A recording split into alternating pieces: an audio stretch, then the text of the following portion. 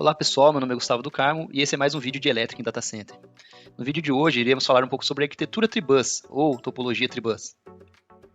Quando falamos em Tribus, né, e se você fizer uma tradução ao pé da letra aí, você vai encontrar 3 ônibus, né? Se você fizer uma tradução no Google aí, por exemplo.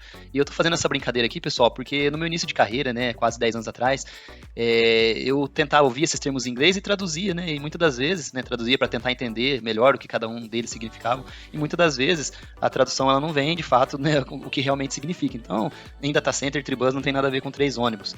E sim, ele é 3 fontes de alimentação independentes, né, para os equipamentos de um DH, né, do Data Hall.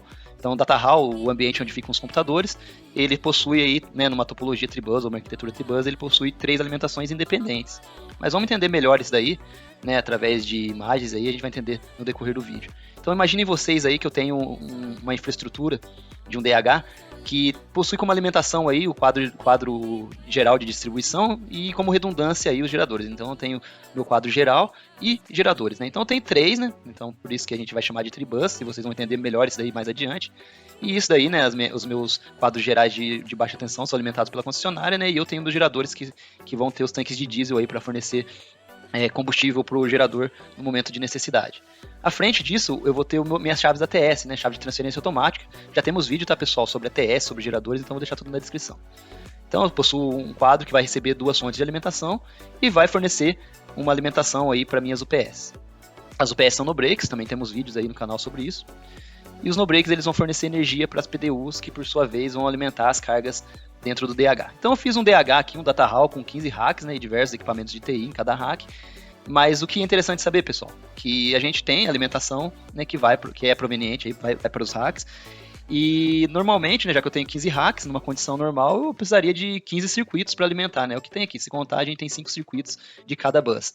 Porém, pessoal, aí que entra uma coisa interessante, né? Os racks de hoje em dia, os racks principalmente os mais críticos, né, que são utilizados em grandes data centers, eles possuem 2 ou mais alimentação. E para isso se dá o nome, né, desses equipamentos de equipamentos dual power, né, que eles têm mais de uma alimentação, né, no caso dual power, 2 alimentações aí, e com isso a gente pode fazer alguns arranjos aí, algumas arquiteturas interessantes na parte de alimentação para resguardar esses equipamentos aí no caso de crise. Então aí, ó, vamos ver, a gente vai ter então 10 circuitos provenientes aí na nossa analogia, a gente vai ter 10 circuitos provenientes de cada bus para alimentar os nossos racks, e com isso a gente tem 2 alimentações então de bus diferentes para cada rack. Então a gente vai chamar esse bus verde de bus 1, o bus roxo de bus 2 e o bus amarelo de bus 3 ou bus laranja. Então vamos colorir tudo aqui para ficar mais fácil o entendimento. Dessa forma a gente percebe aqui, eu coloquei, né, cada rack ele possui 2 alimentações, então agora está tudo bem dividido, né? Então 1/3 dos racks são alimentados aí de forma prioritária pelo bus 1, 1/3 pelo bus 2 e o outro terço aí pelo bus 3. E ele também alimenta, né, cada bus alimenta de forma redundante aí mais 1/3 de rack. Então vamos fazer alguns simulados aqui para vocês entenderem. Então deixei aqui só o bus 1 para que vocês entendessem. Então percebam já logo de cara que ele alimenta 5 racks, né, que representa 1/3 de 15. Então eu também tenho a condição, né, como eu tenho 10 circuitos, eu ainda alimento a parte redundante de mais 5 racks, ou seja, eu estou alimentando 10 racks através do bus 1. A mesma coisa, pessoal, acontece para o bus 2, né? Eu alimento 1/3 de forma prioritária e mais 1/3 aí de forma redundante. E também acontece com o bus 3. 1/3 de forma prioritária e 1/3 de forma redundante. Mas vamos entender aí de fato, né, como que seria aí no caso de uma falha. Então, vamos pensar aí na perda de um bus. E eu vou usar como referência aqui o bus 3, mas poderia ser qualquer outro bus. Então, no caso de uma falha de concessionário, uma falha no próprio quadro geral de distribuição aqui, a tendência, né, é que o gerador ele assuma essa carga, então a minha chave ATS ela vai transferir e vai alimentar, né, a minha UPS, né, manter alimentada, e a UPS ela segurou, né, todas essas transições, foi segurada pela UPS, né, então nesses momentos a bateria ela passou a descarregar, né, e até que o gerador conseguisse partir e a chave ATS fizesse a transferência. Então, numa condição normal, mesmo estando em gerador ou numa condição normal, cada bus ele alimenta aí aproximadamente 33,3%. Eu arredondei para 33, tá, pessoal? Então, ou seja, é 1/3 do DH de fato. Mas vamos fazer uma outra analogia, e nesse caso agora, o meu gerador ele não partiu. Então, já é de se saber que a gente vai ter algum problema a posterior aí. Então, a ATS ela já não vai transferir, porque se ela não tem uma segunda fonte, uma fonte redundante, ela também não vai transferir, não tem como ela transferir sem fonte.